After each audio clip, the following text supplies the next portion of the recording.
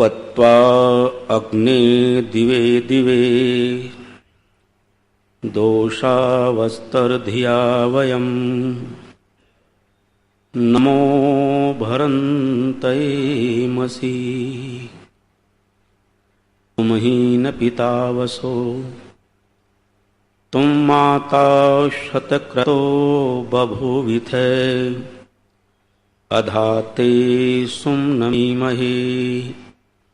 ओम शांति शांति शांति। मातृशक्ति आर्य भरपुरुष हो।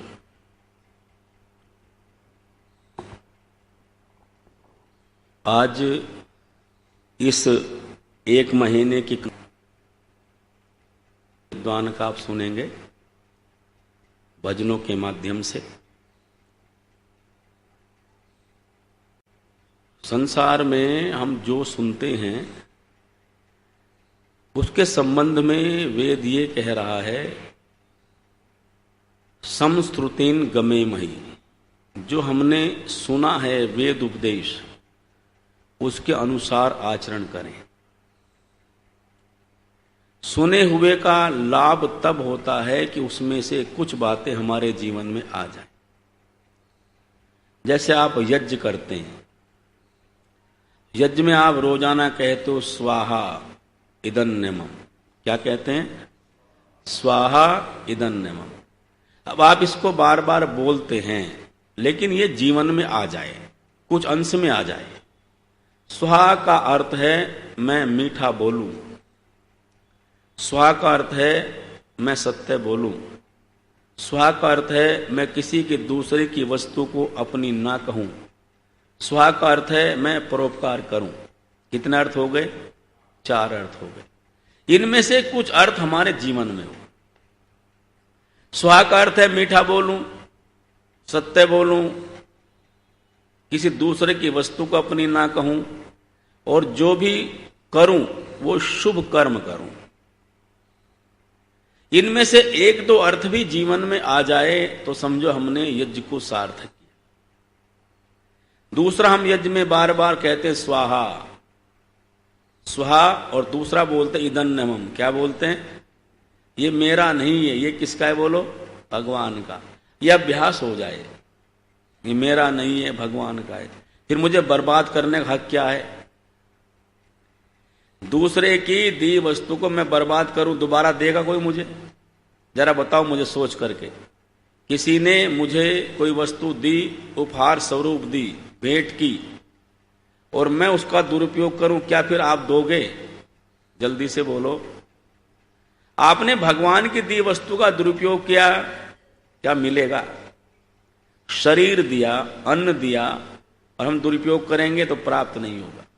हम छोटी छोटी बातों को जीवन में धारण करके अपने को श्रेष्ठ बना सकते। जैसे मैं आज पढ़ रहा था अखबार में, वैसे पढ़ता रहता हूं, कई चीजें बहुत अच्छी समझ में आती। 10-5 मिनट में, 5 मिनट से ज्यादा अखबार कभी देखता नहीं हूं। मिल जाए तो 5 मिनट, बस 2-3 मिनट हेडलाइन देख के मेरा काम चल जाता, बारीकी से पढ़ता नहीं।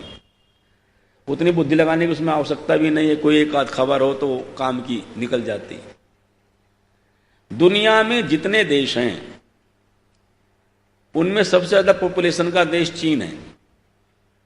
चीन के बाद फिर भारत है। क्षेत्रफल में चीन बहुत बड़ा है भारत से। भारत तो उसके 7-8वें नंबर पर भी नहीं आता। जनसंख्या में हम दूसरे नंबर पर हैं, लेकिन भूखमरी में हम पहले नंबर पर हैं। ब्राजील के बाद हमारा नंबर आता है भूखमरी में। पूरे विश्व में जितने लोग भूख से भारत में मरते, कहीं नहीं मरते। नंगेपन में अभी तक सबके पास मकान नहीं है। बोले सबके पास मकान देश में? सबके फुटपाथ पर सोते हैं, जंगलों में रहते हैं, झोपड़ियों में रहते हैं, सरकार बनाने में लगी पड़ी है, फिर भी सबके पास नहीं है। सबके पास रोटी नहीं है, सबके पास कपड़ा नहीं। ये 3 मूलभूत आवश्यकताएं भी सबकी पूरी नहीं होती। वहां जहां सबको रोटी नहीं मिलती, वहां भारत का विश्व में दूसरा नंबर है अन्न को बर्बाद करने में। हम सब उसमें शामिल हैं। हम कई पार्टी में जाते हैं, शादी में जाते हैं, भोजन लेते हैं, खाते कम हैं, बोलो बर्बाद ज्यादा करते हैं। ये पाप है कि नहीं? आर्यों कम से कम अपने जीवन से एक शिक्षा दो लोगों को, जितना लो उतना खाओ। घर में भी नियम बनाओ, 2 रोटी की आवश्यकता 2 ही रखनी थाली में, सब्जी थोड़ी, जितनी खानी उतनी लेनी। झूठा किसी को नहीं खिलाना। देखो झूठा खिलाना पाप माना गया है। आजकल झूठा खिलाना फैशन हो गया है। सच्चिदानंद कह रहे हैं पति पत्नी भी एक दूसरे का झूठा, बोलो ना खाए। झूठा खाने की प्रथा तो मुसलमानों से आई है। अच्छा, आपने कभी देखा कि कोई भारत में, कभी आपने किसी महापुरुष देखा आपस में एक साथ रोटी खाते हुए एक थाली में? झूठा खाने की परंपरा ही नहीं थी। झूठे खाने से रोग बढ़ते। एक ने कहा जी झूठा खाने से प्रेम बढ़ता है। बोले कुत्ते साथ में खाते हैं, कौन सा प्रेम बढ़ता है इनमें? झूठा खाने की परंपरा में हमारे पत्तल होती थी, पत्तल, और पत्तल का अर्थ था शुद्ध भोजन। एक बार बर्तन प्रयोग किया, इससे बढ़िया मेरी नहीं हो सकती थी। एक बार बर्तन प्रयोग किया, मिट्टी का पात्र एक बार प्रयोग किया, शुद्धता, आहार शुद्ध। संकल्प लो अपने जीवन में। आज समापन सत्र में बैठे हो, ये संकल्प हो जाए हम उतना लेंगे जितना खाएंगे, बर्बाद नहीं करेंगे। एक कण बर्बाद मत करो। क्यों? ये आर्यों का धर्म नहीं है। जो आपकी आवश्यकता की वस्तु उसको उतना ले लो। नियम बना लो, घर में हूं बाहर हूं झूठा नहीं छोड़ेंगे। क्यों? जो अन्न हम झूठा छोड़ते हैं, बर्बाद करते हैं, वो दूसरे के हिस्से को बर्बाद करते हैं। वो दूसरे का हिस्सा मारना, बोलो पाप है कि पुण्य है? पाप। यह यज्ञ है। यज्ञीय जीवन हमें सिखाता है परोपकार करना, ऊपर को उठना। इसलिए वेद भगवान कह रहे हैं उद्वयम तमसस्परि, हे जीवात्मा अंधकार से ऊपर उठ, अविद्या से ऊपर उठ, अज्ञानता मत जी। देखो भारतीय संस्कृति प्रकाश की संस्कृति है। इसलिए हमारे यहां सब कामों में दीपक जलाते हैं, सब संस्कारों में हवन करते हैं, अग्नि में घी डालते हैं। अग्नि ऊपर को बढ़ते कि नीचे को? बोलो। इसलिए हमारी संस्कृति उन्नति की संस्कृति है। जैसे अग्नि ऊपर को बढ़ती प्रकाश करती चली जाती है, वैसे अपने जीवन में प्रकाशित तो रहे ही, दूसरों को प्रकाश देने का काम करें। और देखो वैदिक संस्कृति का संदेश केवल एक मनुष्य के लिए नहीं है, सारी धरती के लिए। अयम निजय परोवीत गणनाम लघु चेतसाम। हमारे पूर्वजों ने कहा, ऋषियों ने, मेरा तेरा ऐसा सोचना छोटी बुद्धि के लोगों का काम है। उदार चरित्र वाले भारत के लोगों ने सारे विश्व को परिवार माना है। मुसलमान नहीं मानते सारे विश्व को परिवार। वो कहते हैं जो जिहाद, जो कुरान को नहीं मानते उन्हें मार दो। लेकिन हम क्या कहते हैं? सर्वे भवन्तु सुखी। सबके लिए प्रार्थना करते हैं रोजाना, सब सुखी हों। मैं अकेला सुखी रहूंगा तो आनंद किस बात का? मेरा पड़ोसी भी सुखी रहे। सर्वे संतु निरामया। सुख का आधार है निरोगी काया। पहला सुख निरोगी काया।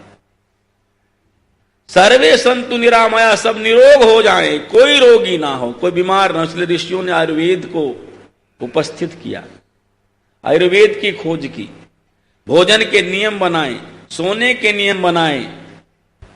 अब सोना नहीं है, जाग जाओ। वो देखो सो गए कुर्सी पे बैठे हुए, ना सो रहे हो, झूठ बोलते हो। कमर को हटा के बैठो, आंखें खोल के बैठो। ये कई नियम है, इनको फॉलो करो। हमारी बताई कई बातों को फॉलो करोगे तो आनंद में रहोगे, नहीं तो सो जाओगे।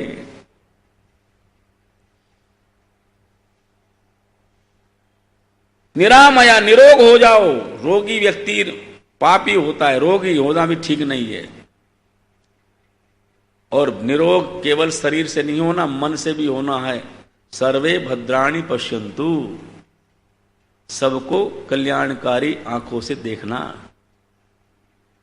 सबको उत्तम आंखों से देखना, सबको प्रीति से देखना, सबको भाव से देखना। क्यों?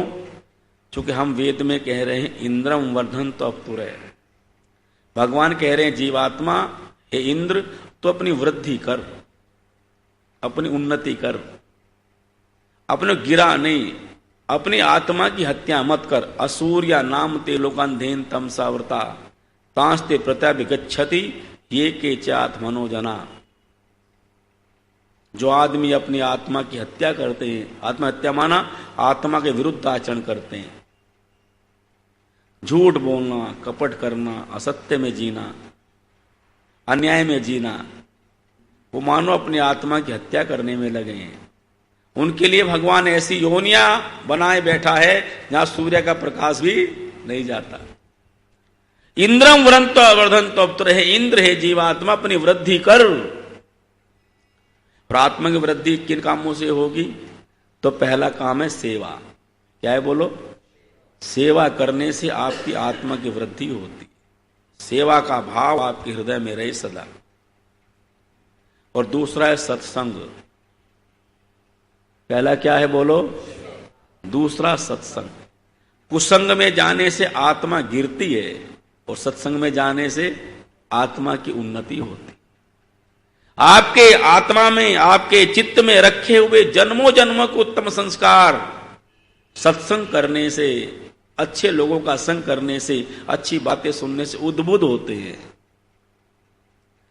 आत्मा की उन्नति का पहला साधन क्या है त्रिलोकचंद जी?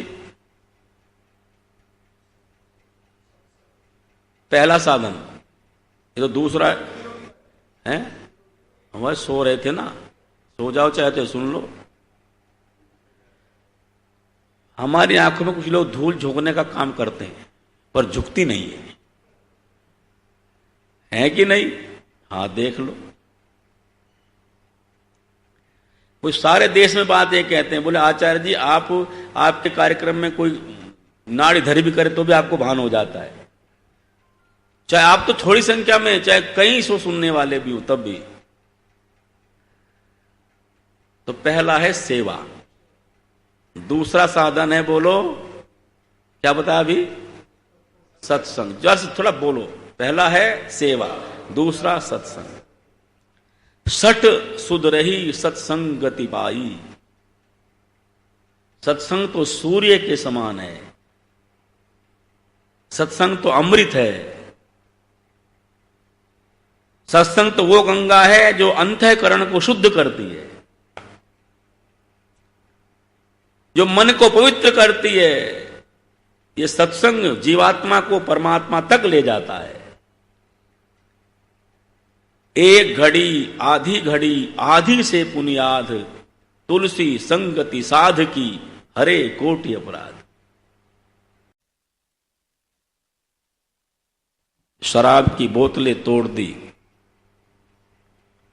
अपनी पत्नी को उसके मायके से जाके लाए, घर को धोया, शराब पीनी छोड़ दी, मांस खाना छोड़ दी, एक झटके में छोड़ दिया।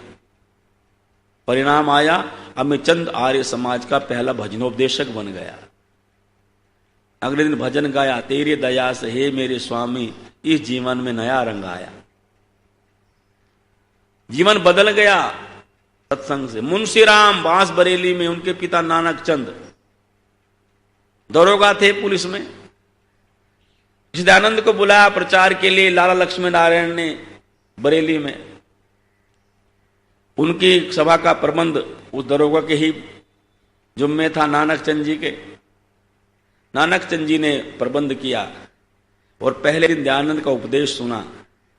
थे तो पौराणिक, आर्य समाज तो थे नहीं नानक चंद, पर मन में आए साधु इतना सटीक बोलता है, ऐसा देदीप्यमान साधु है, यदि मेरा बेटा इसके सत्संग को सुन ले तो उसकी बुराई दूर हो जाए, मेरा घर बस जाए। मेरा बेटा उल्टे रास्ते पर चलने लगा है, शराब पीने लगा है, ईश्वर को नहीं मानता। तो मुझे आके कहा, मुंशी राम एक साधु आया है। शब्दानंद लिख रहे हैं, एक साधु आया है, ऐसा साधु मैंने आज तक देखा नहीं। उसकी बात इतनी अच्छी हो, तो एक बार उसको सुन ले जाके। तो कहते मेरी श्रद्धा तो नहीं थी, पर पिता ने कहा चला गया और सबसे पीछे जा खड़ा हुआ। और जब स्वामी दयानंद के प्रवचनों को सुना, जितना जितना सुनता जाता उतना उतना आगे आता जाता। और फिर लिखते हैं कि सबसे आगे बैठने वालों में मैं ही होता था, संग का समाधान करता। एक दिन मेरे बहुत से प्रश्न थे, मैं स्वामी जी के सामने लेकर के पहुंचा। मैं अपने को बहुत बुद्धिमान मानता था, सोचता था कि मेरे प्रश्नों का समाधान किसी के पास नहीं है, किसी ने किया भी नहीं था, पक्का नास्तिक था मैं। जब मैंने वो सारी शंका दयानंद के सामने रखी तो कहते 2 मिनट में सब शंकाओं का समाधान हो गया, प्रश्न बचा नहीं। अगले दिन और तैयारी करके गया, फिर वही स्थिति हुई। तो मैंने स्वामी जी से कहा, स्वामी जी आपने मुझे चुप तो कर दिया है, आपने तर्क के द्वारा मेरे शंका का समाधान तो कर दिया है, पर मुझे अभी भरोसा नहीं है कि ईश्वर है, मुझे अभी पक्का भरोसा नहीं है। इस दयानंद ने बड़ी प्यारी बात कही, देखो साधु ऋषि लोग कैसे होते हैं। मुंशी राम तुमने प्रश्न किए, मैंने उत्तर दिए, ये युक्ति की बात थी। मैंने कब कहा था मैं तुम्हारे ईश्वर पर विश्वास पैदा कर दूंगा। और सुनो, जिस दिन तुम्हारे ऊपर भगवान की कृपा होगी, कृपा, उस दिन तुम्हारे ईश्वर पर दृढ़ विश्वास हो जाएगा। वो सत्संग के संस्कार उस समय के पड़े हुए मुंशी राम के वर्षों बाद काम आए। एक दिन मुंशी राम ने शराब भी छोड़ दी, मांस भी छोड़ दिया, और कैसे आर्य बने, अपने घर को बेच के गुरुकुल कांगड़ी में दान दे दिया, अपनी संतानों को आर्य समाज के लिए समर्पित कर दिया, अपने प्राण भी दिए तो आर्य समाज के लिए दिए, शुद्धिकरण के लिए दिए, अपने समाज की उन्नति के लिए दिए। ये सत्संग का प्रभाव इसके जीवन में आ जाता है। जिस रंग में रंग जाता है वो रंगीला बन जाता है, वो ऐसा रंगता है उस पर कोई रंग दूसरा चढ़ता नहीं है, कुसंग का रंग फिर नहीं चढ़ता।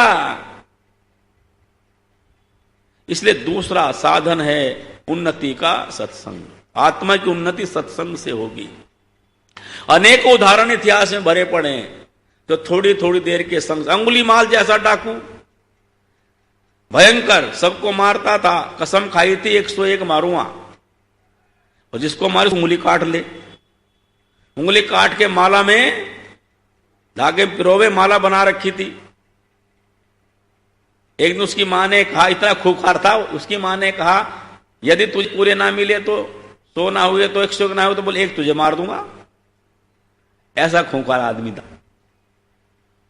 जंगल में रहता, वो रास्ता लोगों ने बंद कर दिया था, लोग जाते नहीं थे वहां, उसके डर के मारे कोई भोला भटका फंस जाए उसी की हत्या कर दे। महात्मा बुद्ध श्रावस्ती पहुंचे, वहां से जब चलने लगे तो लोगों ने मना किया, मार्ग बड़ा भयंकर है। क्यों भाई, मार्ग तो सारे ठीक हैं, अपने अंदर भय नहीं, फिर बाहर भय कैसा। बुद्ध ने आत्म तत्व को जान लिया था, आत्मा की अमरता को समझ लिया था। बुद्ध ने बोले मुझे इसी रास्ते पर चलने दो। अंगुली माल है, बोले आज अंगुली माल मेरा कुछ नहीं बिगाड़ पाएगा। और जैसे ही गए जंगल के भीतर, पत्तों में पैर लगे तो पत्तों की खड़खड़ाहट हुई। अंगुली माल ने कहा कौन है, ठहर जा। सारा जंगल थर्रा उठा उसकी आवाज से। बुद्ध पर कोई प्रभाव नहीं, बुद्ध के ऊपर कोई असर नहीं, बुद्ध पे कोई भय नहीं, बुद्ध का चेहरा वैसे ही चमक रहा है। बुद्ध ने कहा मैं तो ठहर गया, तू कब ठहरेगा। सामने खड़ा अंगुलीमाल आज तो चरणों में गिर गया, आज तो मौत ने अमृत के दर्शन कर लिए, मौत भी हार गई। अंगुलीमाल साधु हो गया, भिक्षुक हो गया। ये सत्संग का प्रभाव है। आप देखो संघ का कितना प्रभाव है। आप शहद की बोतल लेकर के शराब के ठेके पर खड़े हो जाओ, लोग क्या कहेंगे, जल्दी बोलो। श्यामलाल जी तो आज वहां मिले थे। और जो ये जानते हैं वर्षों से पीते नहीं, वो भी भरोसा कर लेंगे कई बार। तो बोले आज में पता कुछ नहीं चलता भैया, छुपे रुस्तम है लोग। ये कहेंगे नहीं कहेंगे, बोलो। जो वर्ष सत्यनारायण जी आप वर्षों जानते हैं ना ये नहीं पी सकते, वो भी क्या कहेंगे, अरे बोले कुछ पता नहीं चलता पता, भाई चुपचाप पी लेते हो, आज पकड़ में आए। जो जानते हैं आपको, जो कसम नहीं खाते आपकी, अरे नहीं ऐसा नहीं हो सकता, बोले अरे पता कुछ चलता भैया, आदमी कब बिगड़ जाए। मैंने खुद देखा आंखों से, बोतल हाथ में थी, ठेके पर खड़े थे। ये संघ का प्रभाव है ना, संघ का प्रभाव। जैसे स्थान पर जाते हैं, एक सोने का कंगन एक भिखारी ने पहन ले तो क्या मानेंगे? पीतल का होगा। और पीतल कंगन सेठानी पहन ले, जरा सोच लो। पीतल का पहने बैठी सेठानी पर कोई पीतल का मानेगा? अरे नहीं, भला भला कोई विचार करे, ये पीतल पहनेगी इतने बड़े घर की बहू, और भिखारी ने पहन रही है सोने का, बोले इसके पास कहां से आ जाएगा? ये संघ का प्रभाव है, संघ का प्रभाव है ये, संघ का। ऐसा सत्संग अपने जीवन को परिवर्तित करता। इसलिए पहला सेवा, सत्संग, और तीसरा स्वाध्याय है। इसके बारे में मैंने चर्चा की। अपना भी अध्ययन करो, शास्त्रों का अध्ययन करो। साधना, ईश्वर की उपासना। क्यों? अंदर से भरने के लिए तो भगवान से मिलना पड़ेगा। ईश्वर का गुण गाने से खुशियों की दौलत, बोलो, मिलती है। मन से छल कपट मिटाने से खुशियों की दौलत मिलती। बाहर से कभी नहीं भरोगे, जब भरोगे भीतर से भरोगे, और भीतर से भरने का साधन है उपासना, साधना, स्वाध्याय। और अंतिम बात जो हमारे परिवारों के लिए, समाज के लिए बहुत आवश्यक है, वो संस्कार है। हमारे बेटे, हमारी बेटियां, हमारी बहुएं, हमारे परिवार वैदिक संस्कारों से ओतप्रोत हो जाएं। इसलिए हमने कहा कृण्वन्तो विश्वम आर्यम। अब घनंत रावण है, बुराइयों को दूर निकालते हुए विश्व को आर्य बनाना है, अपने को श्रेष्ठ बनाना है, अपने परिवारों को आर्य बनाना है। भाषा एक, इष्ट एक, उपासना एक, व्यवहार एक, उनको संस्कारित बनाना है। याद रखना, एक बात ध्यान दे लेना, ना ज्यादा संतान सुख देती, ना कम संतान सुख देती, संस्कारवान संतान ही सुख देती। बस संतानों को संस्कारित करने काम करें। ये थोड़ी सी बातें मैंने आज आपके मध्य में रखी हैं। समापन सत्र है, आपने 1 महीने तक सुना, और बड़े भाव से सुना, बड़ी प्रीति से सुना, वो श्रद्धा पूर्वक आपने सुना है। मैं आपका आभारी हूं, आपको सदा मैं स्मरण रखता हूं। आप सब अपने, मेरे अपने हैं, बहुत वर्षों से आता हूं। कोई ऐसा नहीं जो मैं, जिससे मैं व्यक्तिगत रूप से, पारिवारिक रूप से परिचित नहीं रहा हूं। तो मेरे प्रति आपका जो भाव है, श्रद्धा है, मैं उसको नमन करता हूं। मुझे पता है आप मुझे बड़ा प्रेम करते हो, श्रद्धा रखते हो मेरे प्रति। उसी भाव से मैं भी आपके प्रति प्रीति रखता हूं, भाव रखता हूं। देखो, एक बात और कहना चाहता हूं। इस दयानंद का जब प्रादुर्भाव हुआ, बंधुओं, माताओं, तब अविद्या का अंधेरा छाया हुआ था, अज्ञानता छाई थी, देश गुलाम था, वेद विद्या को पढ़ने वाला नहीं था, वेद के नाम पर पाखंड चल रहा था, गौ वो पशु बलि यज्ञों में दी जा रही थी, नारियों का सम्मान नहीं था, सती प्रथा हो रही थी, विद्यालयों में महिलाएं पढ़ती नहीं थी, शिक्षा छूट गई थी, पर्दा प्रथा जैसी कुप्रथाएं समाज के भीतर फैली हुई थी। हमारे नाम भी बिगड़ गए थे। आपने देखा ना पुराने नाम कैसे होते थे, अपने परिवार देख लो, नाम भी ठीक रखने नहीं रहे थे। संस्कार की बात तो छोड़ो, संस्कार बिगड़ चुके थे। ऐसे समय में जब चारों ओर अविद्या का अंधेरा फैला था, तब दयानंद ने सूर्य बनकर के अंधेरे को ऐसे ही मिटा दिया जैसे रात को सूर्य समाप्त कर देता। कितनी बड़ी अमावस्या की रात हो, पर जब सूर्य निकलता है तो वो अंधेरा भाग जाता है। बंधुओं, दयानंद ने आर्य समाज की स्थापना अंधेरा मिटाने के लिए की है। देखो, हम सब लोग सूरज नहीं है, पर दीपक तो। एक छोटी सी बात मुझे बहुत बार याद आती है। दार्शनिक ने लिखा, संध्या का समय था, सूरज पूरब में, पश्चिम में छिप रहा था, डूब रहा था। डूबते हुए सूरज के चेहरे पर उदासी छाई थी। एक दीपक ने जो एक झोपड़ी में टिमटिमा रहा था, इसमें थोड़ा सा तेल है, छोटी सी बाती जल रही है, उसने सूरज की तरफ देखा, दादा तुम्हारे चेहरे पर उदासी क्यों है? सूरज ने कहा, बेटा मेरी उदासी जानना चाहता है? मेरी उदासी का एक ही कारण है, जब तक मैं चमकता रहा मैंने अंधेरे को फटकने नहीं दिया। अब मैं डूब रहा हूं, मेरे डूबने पर अंधेरा फिर फैलता चला जाएगा। मुझे इसी बात का गम है, इसी बात का दुख है। बंधुओं, वो बाती छोटी सी चमक रही है दीपक के भीतर। दीपक बोले, दादा मैं तुम्हारे जैसा ज्यादा चमकने वाला तो नहीं हूं, पर मैं कसम खाता हूं जब तक मेरे में तेल की बूंद और बाती बाकी है मैं अंधेरे से लड़ता रहूंगा। आप लोग दयानंद जैसे सूरज नहीं बन सकते, हम भी नहीं बन सकते, पर दीपक तो बोलो, दीपक तो जरूर बन सकते हैं। और जब दीपक से दीपक जलता है तो दीपावली काली रात भी जगमगा उठती है। इसलिए हम ऐसा दीपक बनने का प्रयास करें, आर्य समाज के लिए दीपक बनकर के प्रकाशित होने का काम करें, अपने आप भी प्रकाशित हों, दूसरों को प्रकाशित करें। और देखो एक शायर ने लिखा कि सितारे आंखों में महफूज रखना, ज्ञान को प्रकाश में चलना, बहुत देर तक रात ही रात होगी, मुसाफिर हम भी मुसाफिर तुम भी, किसी मोड़ पर भी मुलाकात होगी, फिर पुनः आपके दर्शन करेंगे। आप सबका धन्यवाद। सबके परिवार में कल्याण हो, सब यशस्वी तेजस्वी हों, सब बढ़ें, धन धान्य से परिपूर्ण हो, मेरे सारे परिवार सुखी और समृद्ध हों, ऐसी भावना करते हुए सबके प्रति बहुत बहुत सद्कामनाएं, आशीर्वाद, धन्यवाद। ओम शांति शांति शांति। ओम द्यौ शांतिरंतरिक्षं शांति, पृथ्वी शांतिरापः शांतिरोषधयः शांति, वनस्पतयः शांतिर्विश्वे देवा शांति, ब्रह्म शांति, सर्वं शांति शांतिरेव शांति, सामा शांतिरेधि। ओम शांति शांति शांति। जो बोले सो अभय, वैदिक धर्म की सभी को सादर नमस्ते।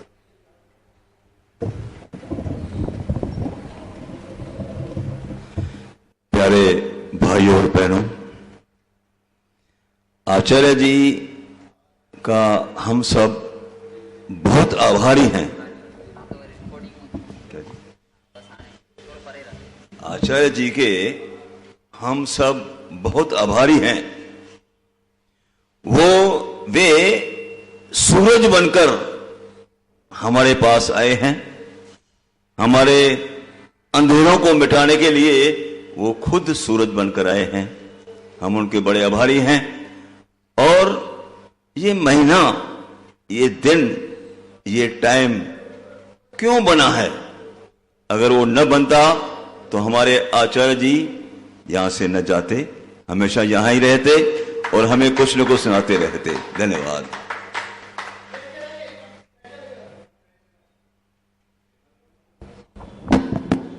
देखिए, यहाँ पर हम सब लोग बैठे हैं और 1 महीना पूरा हमने लाभ लिया है।